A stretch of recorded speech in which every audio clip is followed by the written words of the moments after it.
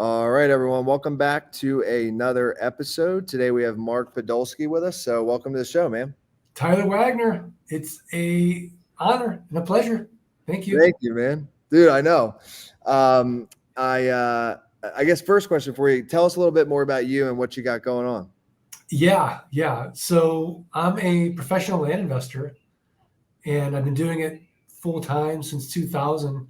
If you want, I can just tell you my origin story. Yeah, let's do Yeah. that. So if we rewind the tape to 2000, I was a miserable, micromanaged, 45-minute commute to work and back investment banker, specializing in mergers and acquisitions with private equity groups. And Tyler, it got so bad for me, I wouldn't get the Sunday blues anticipating Monday coming around. I'd get the Friday blues anticipating the weekend going by really fast. Work on Monday. So my firm hires this guy, and he's telling me that as a side hustle, he's buying land pennies on the dollar. He's flipping them online, and he's making a 300% return on his money. And I'm looking at companies all day long. And a great company, has 15% EBITDA margins or free cash flow. Average company's 10%. I'm looking at companies all day long, less than 10%. So, of course, I don't believe him. So I got $3,000 saved up for car repairs, and I go to New Mexico with him to a tax deed auction. I do exactly what he tells me to do. I buy 10 half-acre parcels, an average price of $300 each. I flip them online, and they all sell for an average price of $1,200 each. It worked. So I took all that money. I went to another auction, and this is where I live in Arizona. And again, it's 2000. There's no one in the room. I'm buying up lots and acres for nothing. I sell all that land. I made over $90,000 cash. So I go to my wife, and she's pregnant. I said, honey, I'm going to quit my job and become a full-time land investor. That's great. She said, absolutely not. Okay. So it took 18 months for the land investing income to exceed the investment banking income. And then I quit. I've been doing it full time ever since. I've done over 6,000 transactions and counting, and absolutely love it. That is crazy. Yeah, when somebody says 300% return, that does sound like a too good to be true thing. Okay, I guess first question for you, just to like have a full understanding, and maybe this is like a funny question, but have they all? I'm assuming there has to be like sometimes it doesn't work out, right? Like out of those 600, I think you said 600. No, 6,000. Yeah, you think? 6,000. Yeah, like when did I lose money? Right? Yeah. Like what was the terrible deal? So, yeah. Okay, you're not going to believe me, and it sounds ridiculous to say. Yeah. But I've never lost money on a deal. That's crazy. I'll walk you through the model and kind of show you why I haven't. Okay. And then, I've done some bad deals, but because we have a 300% margin of safety, it's really, really hard to lose money doing it the way that I do it. So Tyler, where do you live? But Miami, and actually right now I'm in Colombia though, South America. No kidding. Awesome. Yeah. I just hired a guy from Colombia. Nice. Amazing. It looks beautiful there.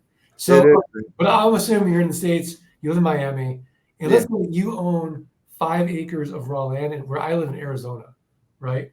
And you owe $200 in back taxes. So you're advertising 2 important things to me. Number one, you have no emotional attachment to that raw land. You're in Florida, the property's in Arizona. And number 2, you're distressed financially in some weird way because you haven't paid your property taxes. And, when we don't value something, we don't pay for it. And so the county treasurer keeps sending you notices saying, Tyler, if you don't pay your property taxes, you're going to lose that parcel to a tax deed or a tax lien investor. So all I'm going to do is look at the comparable sales on your 5-acre parcel for the last 12 to 18 months. I'm going to take the lowest comparable sale, let's say it's $10,000, and divide by 4. And that's going to give me what Warren Buffett would call a 300% margin of safety. So I'll send you an offer of $2,500. Now you accept it because for you, $2,500 is better than nothing. In reality, about 3 to 5% of people are going to accept my quote unquote top dollar offer. But now that you've accepted it, I have to go through due diligence or in-depth research. I got to confirm you still own the property. I have to make sure that back taxes are only $200. I have to make sure there's been no breaks in the chain of title, no liens or encumbrances. And so I outsource all that title work to a team in Jamaica that has access to an American title company. It costs about $11. Now, if I was investing more than $5,000, I'm not taking any title risk, and I'd go traditionally through a title company or maybe an abstractor. But let's assume everything checks out, which the majority of the time it does. And so I buy the property from you for $2,500. Now I own it. Now I'm going to sell it, and I'm going to make it cash flow like a rental home. So Tyler, in 30 days or less, by the way. So I have a built-in best buyer. Do you know who it is? No, I don't. I don't know who it is. The neighbors. The neighbors. So I'm going to send out neighbor letters saying, hey, here's your opportunity. Protect your privacy. Protect your views. Know your neighbors. So oftentimes the neighbors will buy. If the neighbors don't buy, I'll go to my buyers list. If the buyers list doesn't buy, and I'll do all this at the same time, by the way. I'll go to a little website you may have heard of. It's called Craigslist. It's the 10th or the 15th most trafficked website in the United States. I'll go to one I know you've heard of called Meta or Facebook, buy sell groups in the marketplace. And then I'll go to the lands, landmoto.com, landandfarm.com, landsofamerica.com, land.com, landflip.com, landhub.com. These are platforms where people buy and sell raw land. But the way that I'm going to do it is I'm going to make it irresistible. So I'm going to price that 5-acre parcel I just bought from you for $2,500. I'm going to ask for a $2,500 down payment. And then I'll make it a car payment. So $2,500 down, $289 a month at 9% interest for the next 84 months. So I get my money out on the down payment, and then I'm going to get $289 a month and 9% interest for the next 84 months.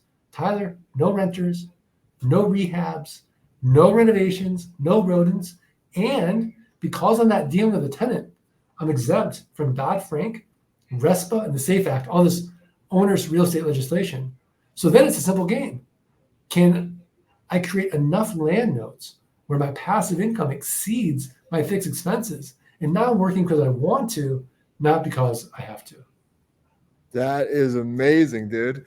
Yeah. Okay. I could see how this would work. So, all right, let me poke at this a little bit. So basically the reason, I mean, there's multiple reasons why this works, but the first thing is you're finding people or maybe companies that have land, and you're able to see that, you know, in some fashion, and correct me if I'm wrong, but in some fashion, they are financially maybe not like distressed, but like they're open to taking. I guess where my question is here is, why is it, unless it's that thing that I'm going towards there, why is it that the person you're buying it from is only valuing it here? And I think you kind of pointed out why, because, you know, they live here, it's over here, so they don't care about it. But this other person is like valuing it so much more because it's their neighboring land. But I guess the question is, like, in general, isn't there just like an actual price or understanding of value of the land, like a house or something, or is that not a thing with land? No, it's the great thing about land and the terrible thing about land. It's an inefficient market. So no one really understands the value of their land. You can't go on Zillow, you can't go on MLS and figure out land values, especially rural land. There's just not a long sale trail, right? Yeah. A house, right? There could be 1,000 house sales in this general area. We get an idea of comparable sales. This one piece of rural land might sell every 10, 20 years. That's crazy. That's so crazy. So it's kind of similar. Like if I made an offer of 25 cents, 30 cents on the dollar for everything in your garage, it's like, that, because people are like, I'm not using it. I'm paying property taxes for it. Yeah. So that's an asset, is not a liability. Yeah, so it's the value, because there is no like Zillow for this, that the value is really to the because I totally get what you're saying. I was just thinking about like my parents' house, that they live in Pennsylvania. They have 4 acres. Like if there was an opportunity for them to buy the surrounding acreage, like they would I'm not saying they would definitely do it, but they would totally have interest in it. Like absolutely. And the person that lives, 10 states away, there is no emotional attachment to the land. It doesn't matter. So that's really freaking weird, actually, when you think about that. The value is like, it's just dependent on the person that is looking at it, essentially. Like truly what a buyer and a seller agree to. Yeah. Okay. So 6,000. So I guess next question for you, and then I want to get into just other like personal things and stuff, but not too personal, don't worry. But basically with this, so you've done 6,000. I'm assuming you like have employees now and like scaled it. Like you've done 6,000 of these your own. Yeah, I mean, my ownership, right? My team works it. So Tyler, the last thing I want anyone listening to this is think, oh, this is another job, right?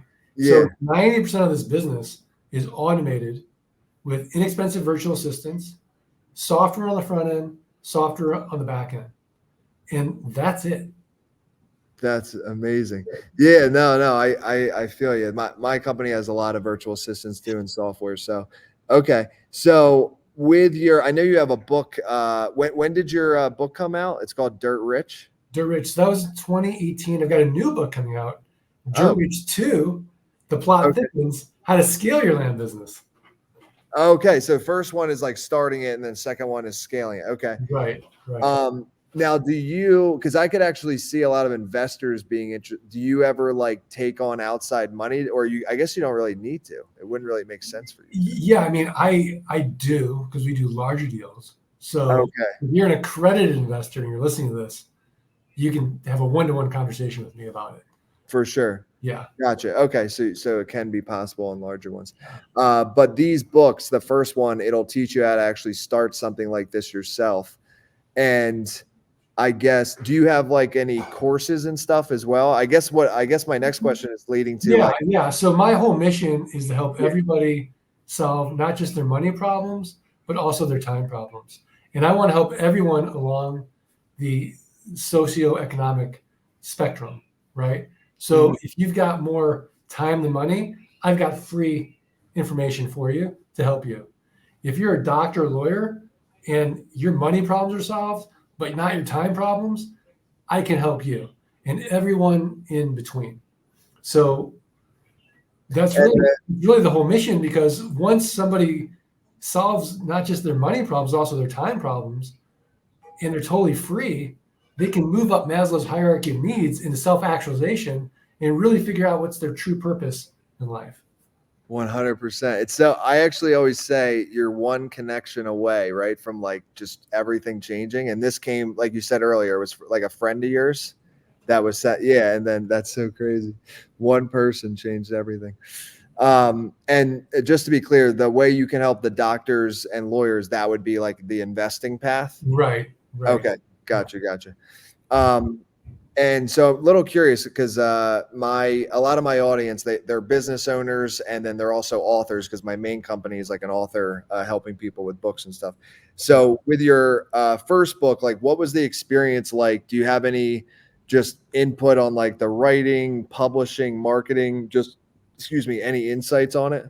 Yeah, I mean, I spoke that book. I used Scribe, and I thought it was a great experience until the second book. I paid them money to do it again, and then they are terrible, right? Oh yeah, I know something. Yeah, I think they're under new ownership now. Yeah, but they never came back to me. They never made it right. Oh, and so just out of principle, I wouldn't use them.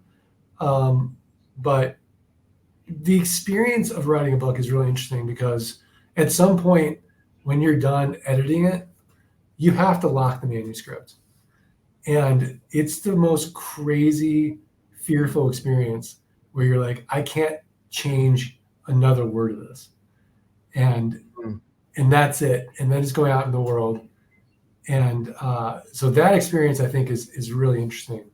Just the going through it. And then, figuring out, okay, how do I get this into people's hands is a whole other adventure as well.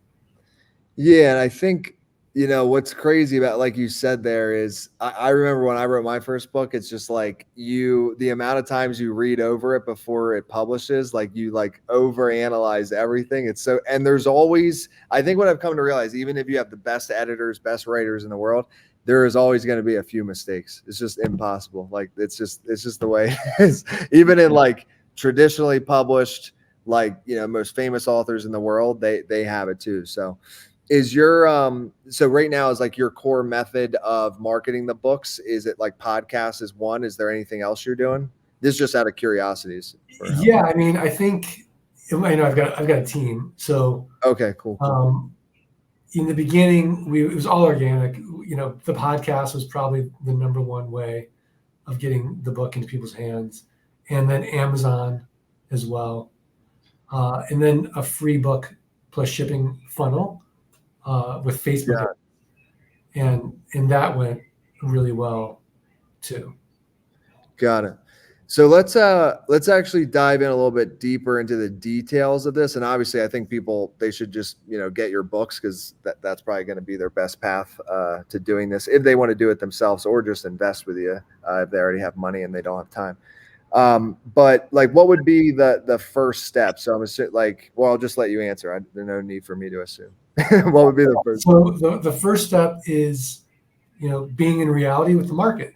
So, right, I mean, no offense to your parents, Tyler, but no one wakes up and thinks to themselves, boy, I'd like some raw land in Pennsylvania today, unless Yeah, you live in Pennsylvania. true. So we want to go to the Sunshine States. We want to look at Florida, Arizona, Colorado, New Mexico, Texas, Nevada, California, a little bit in the Northwest, Oregon, Washington, and some hot spots maybe in the Midwest as well. Some nice treed, pretty areas. So we want to get our biggest buyer pool possible. And it's also going to be the safest as far as any environmental issues, right? I don't want to buy in New Jersey or Ohio or these heavily industrial areas and buy in, you know, what could be an environmental issue with EPA.gov. So you want to look at, like, just to make sure you're, when your due diligence, you go to EPA.gov, Superfund, make sure you're not buying in a Superfund site. So, but the areas that we look at, there's no issues with that anyways. So the first thing then is county research. We want to make sure we're in a good market. And the best way to assess that is, where are the other land investors going?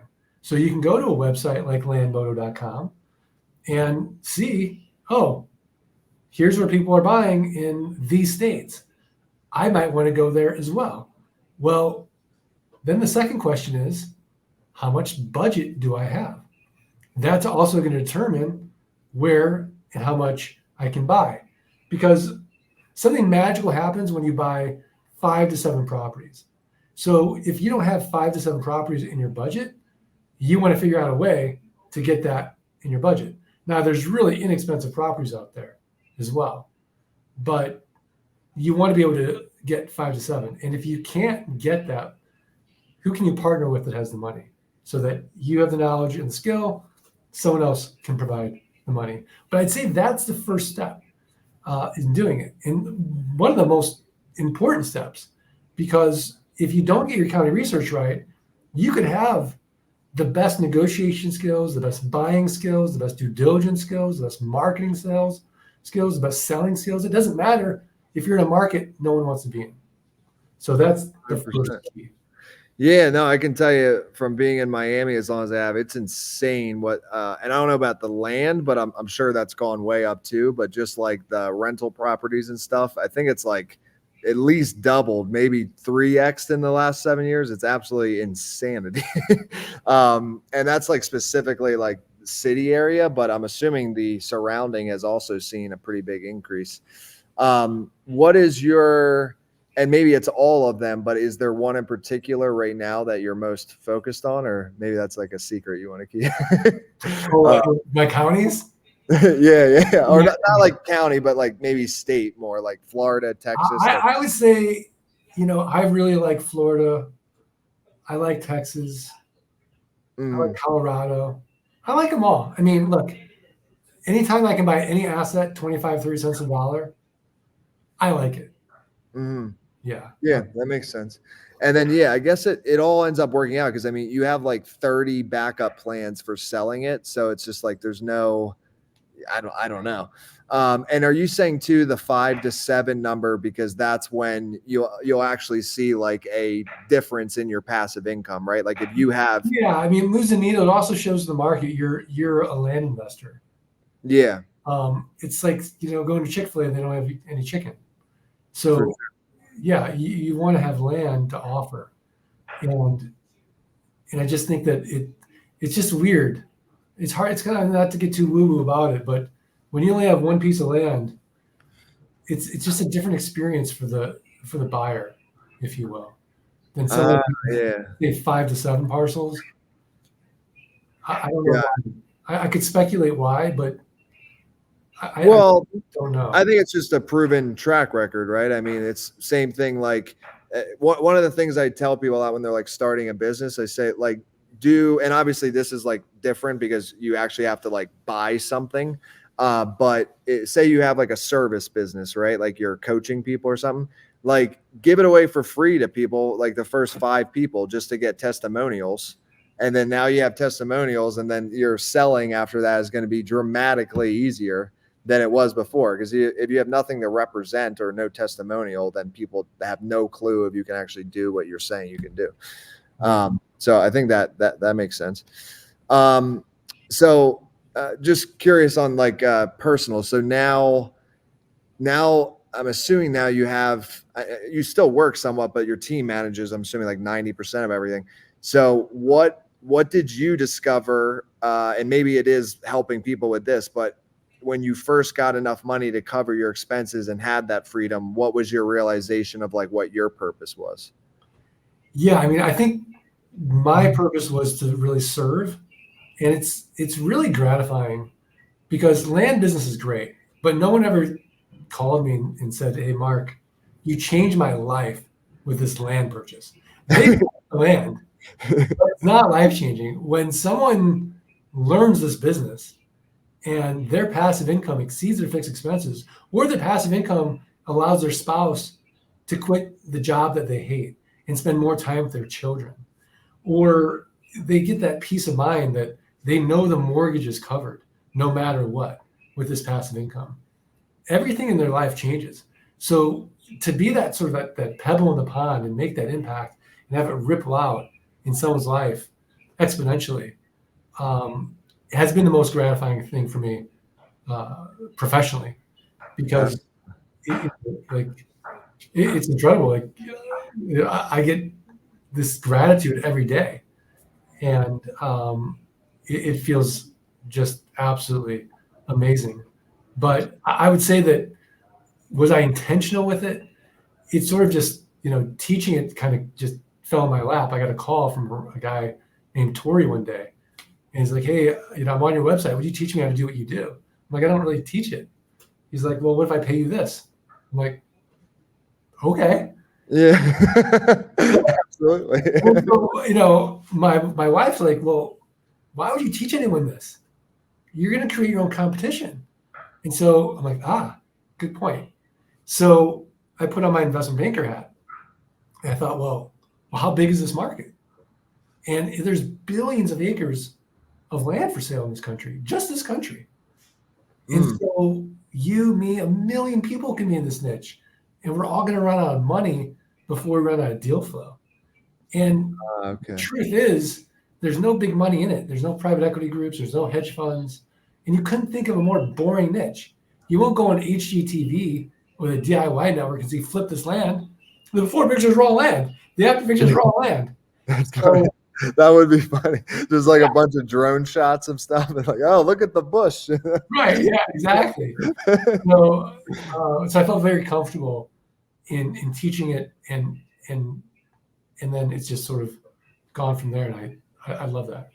And do you do, I'm assuming yes, but just curious because based on your example, it seemed like it was more for like personal people to like buy their neighboring land. But do you also do it for, because I feel like for businesses that would be a big thing too. And like that rent could be like, I mean, unless you could sell it to them, but I think in some cases it could just be a straight on rental. like a business wants to build on your land and rent, or you don't like that? Or I mean, tell me. I'd Yeah. sell to a business. I don't want to deal with anything physical. Me personally, I don't want to Okay. go vertical. I don't want to develop. 80% of developers go bankrupt.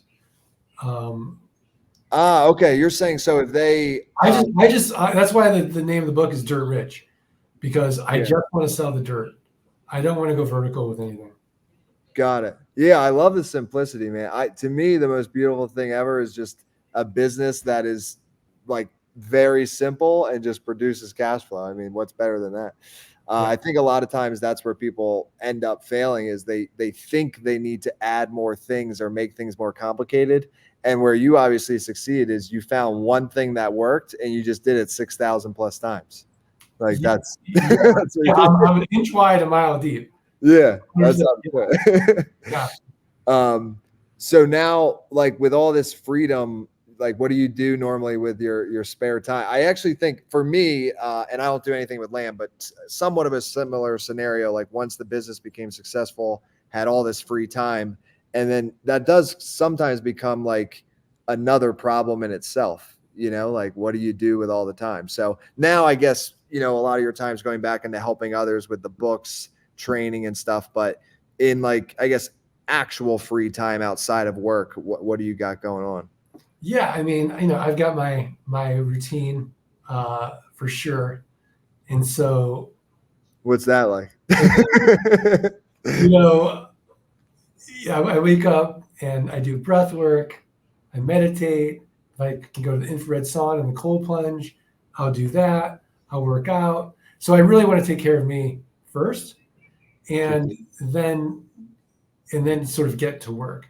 The way I structure my week is Mondays and Fridays are my sort of my thinking days, and I don't take, I say never. I wish I say never, but I rarely take a call or a meeting on Mondays and Fridays. So those are just the calendars open. Tuesdays are typically podcast recording days where I'll record my podcast. Wednesdays are team meeting days, and Thursdays are client meeting days. So I sort of theme the week. But my whole goal is, I really want to just be a good ancestor, and so in order to do that, I just think about like, what do I value out of life, and what do I want to do, and it's, I want to have, a calm mind, a fit body, a house full of love. I heard a quote today that I really loved. I got to read it to you. Yeah. I was asking a guy, I'm like, what's really, most important to you? He's like, the people who know me best love me the most. And I thought, oh, I'm stealing that. So I want the people who know me the best to love me the most. And I love that. I think to work on those relationships is so important. And everything's a relationship. I mean, it's all relationships, right? The most important relationship is your relationship with yourself, and that sort of ripples out. So for me to have that time freedom and money freedom to work on that, I think really is a huge bonus to my life. Where if I want to travel, I love to travel. I'm going to travel and I can do it. But I also love to work. I'm like never going to retire. I want to be useful. I want to serve. I'm not the type of person that wants to just spend all day at a golf course or country club. But, on those days where I don't want to do anything, I don't have to do anything. I like that too. Yeah. No, 100%. I love I structure a little bit similar where like I batch everything on Wednesdays. So like I keep the other 6 days open, and Wednesdays I basically cram everything in from like 7 a.m. until 9 p.m. sometimes. And I just go really hard one day. I still work on the other days too somewhat, but it's not like I guess interactive. It's more like focus work and brainstorming and stuff like that. And I think that in itself is actually a huge tip, because I notice a lot of people, because I like schedule on people's links a lot of times, they just have their whole week open. And to me, I don't know how you can get like focus work done like that. Like if your Monday through Friday is just like 5 calls a day scattered everywhere, it's just not I don't know. It's just not optimal. No, it's not for me either. And I really try. I haven't done this the best, but this year I just took my calendar and like no meetings until 12. So I have the Yeah. whole morning just to do my deep work. And sometimes for me, deep work is just taking a long walk. My best ideas are just taking a long walk, not listening to a podcast or an audiobook, and just letting my mind wander, and then be like, oh, this is a great idea, and then taking out the phone to take the note. But otherwise, trying to not have any inputs. That's another thing there, I think, too, is that a lot of times when people are trying to figure something out, they're like so focused on it and they're like trying. And the reality is, if you just go for like a 1-2 hour walk in nature, it just comes to you. It literally works that way. It's happened so many times. It's crazy. Yeah. Isn't it great? Did you hear about this book called The 12-Hour Walk? No, but I want to. Check it out. I haven't read it, but I was at a mastermind meeting, and this guy's like, this is life transforming for people. And the rule is like you go on this 12-hour walk, you can rest as much as you want, you can do whatever you want on the walk, but the only rule is you can't interact with anybody. You have to be with your own thoughts. You can't have a podcast going or music or anything with your phone, right? You can't be with anyone else. You just be with yourself for 12 hours on a walk. And people find themselves on these walks for 12 hours straight. Oh yeah, I bet, dude. Yeah, I just found it. It's by where did it go? It's by some guy named Colin. I'm not seeing the Colin O'Brady. For anybody listening, yeah. No, I actually in Miami. I think my longest is probably like 4 hours, but like on Friday, Saturday, Sunday, I will do just long ass walks. And I normally do listen to music and podcasts, so I got to try it without any stimulation. But just that alone, dude, the feeling like ice bath, these long walks, red light sauna, dude, they change everything. They just do. And I think most people are stuck for that core reason that their health isn't in the right place, so their mind isn't in the right place, and they just can't get the stuff done they need to get done. So these are like core principles that you got to do. Yeah, I mean, even dialing in your sleep. Like I quit coffee, right? I mean, I'm a big sleep nerd. I got the what's it called? The Euler. No, I didn't like the data on those. I'm like, wait, I had a great night's sleep. When I had a terrible night's sleep, and I was like, tell me that it's working. I lost mine, unfortunately, but I used that one. I tried, like, thinking about future me and setting myself up that best next day has been like life changing. Like just getting a good night's sleep and having good sleep hygiene. That Matthew Walker Why We Sleep book is fantastic, and it's not that hard to do. It's just a little bit of self-discipline. I mean, I quit drinking because of it. I was going to say that. Me too. Once I started caring about my future self more, that is part of what got me to quit drinking. Like that was the biggest thing. And the sleep, dude, anybody, I don't care who you are. Like some people somehow can be like functional when they're drinking all the time. I don't understand it, but I can just say this, like there is no way your sleep quality is good if you're drinking every night. There's just no. Yeah, I mean, my parents haze me, like why are you doing this? Like live life. And like, I don't want to be the healthiest person in the graveyard. That being said, like I also like feeling good all the time and doing these little things. I don't feel like I'm sacrificing anything. I'm just happier. I think happier Mark makes for a more fun Mark to hang out with. And I don't need to, I don't need a drink to curb any social anxiety. Yeah. It's weird how that works though. Cause when I was younger, to me, I did feel when I started to quit, I was like, what am I going to do that? Like, it was such a big part of like having fun with other people that there is like a weird part before you get to the other side of like being like, oh, I can be at a party where everyone else is drinking and me sober and still have fun. But there is, you know what I mean? That like little period where you're like, oh, this is weird. Like everybody else is drunk and I'm not. And you feel like you're missing out. But again, for me, it was like that next day, I was like, it's not worth it. The hangover, it's just not worth it. It's not good enough. Yeah. I mean, look, I wasn't like this in my 20s or in 30s. I mean, I think you get to that certain age and you're like, dude, the hangover gets yeah, worse. the hangover. It's not, the juices aren't the squeeze anymore. You're not having like those incredible sort of, just amazing moments with friends, drinking and bonding in that weird time of life. Yeah. Yeah. Now you can do it sober and it's great. 100%. And you don't have to sacrifice 2 days after and feel like shit. So that yeah, 100%. So I guess another question for you, like where, or maybe it is, my assumption is, I think I know how you're going to answer this, is you'll keep it simple, but like what's the next like 5-10 years? Is it really like staying this path because there's so much opportunity, like just keep scaling that 6,000 and helping as many people as you can? And that's basically what because it doesn't have to be anything else. You already got this thing figured out. Yeah, I mean, certainly because it's just in my nature, I'll get bored and then take on a new project. But the project is always going to be, how can I solve this problem for my land geek community? So, Got it. like I've got 2 software companies. They solve these problems.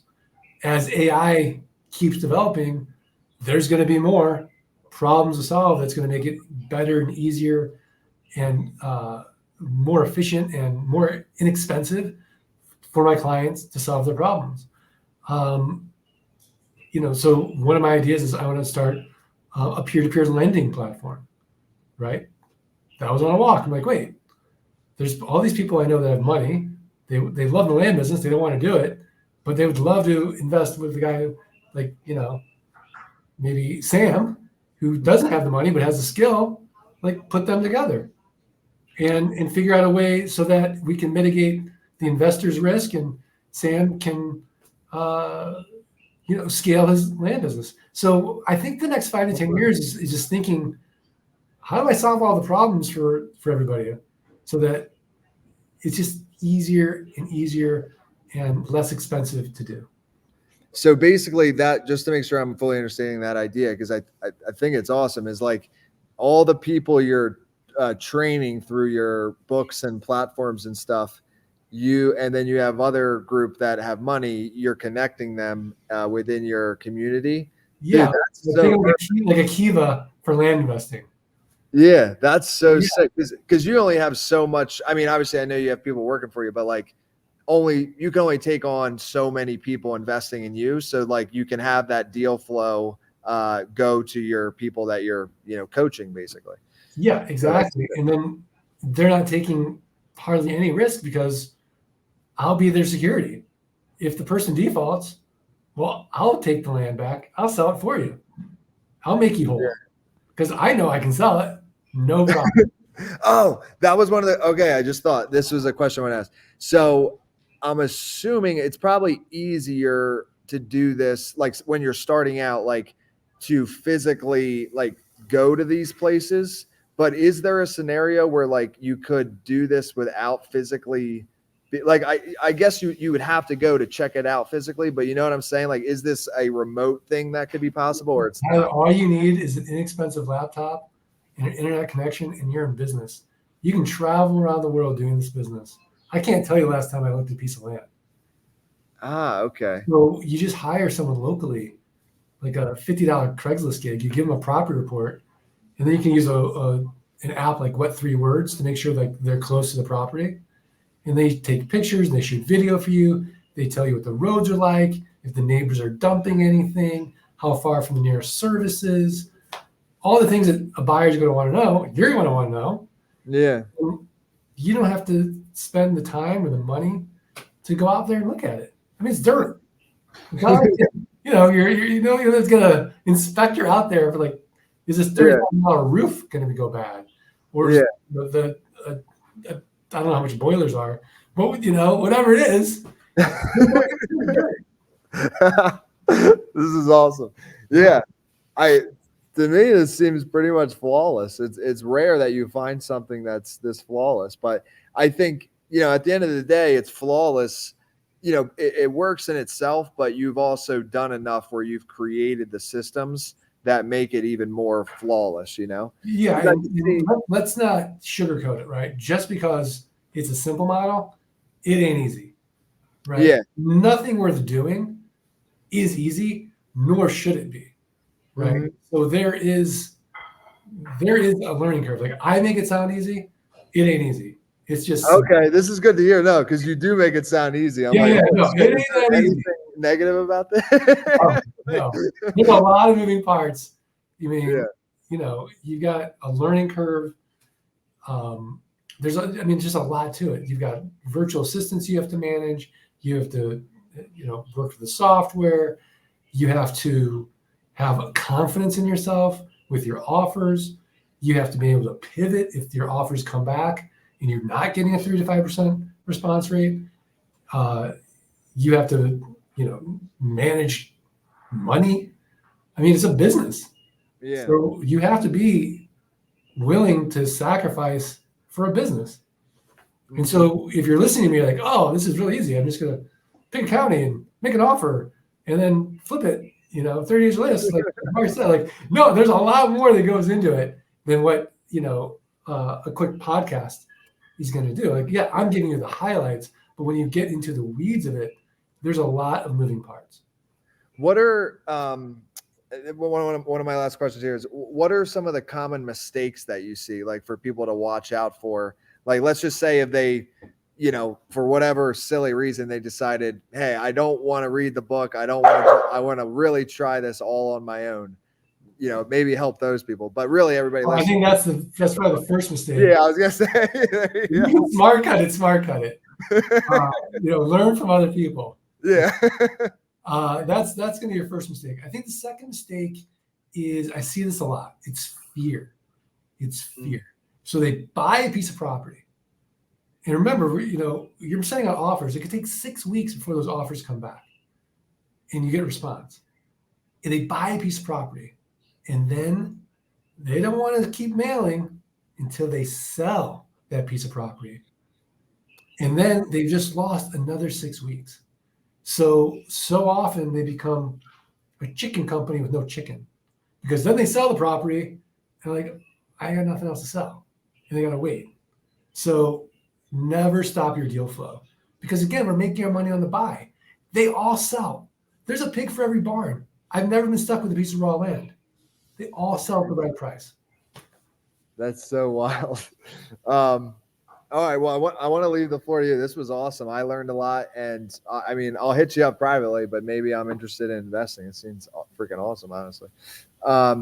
If there's anything we didn't cover, please share, and then let people know, where they can stay in contact, where to get the book, website, all that. But this is awesome, man. Congrats. Yeah. I'm going to send you a link for people to get the book for free. Just pay for shipping, and do that.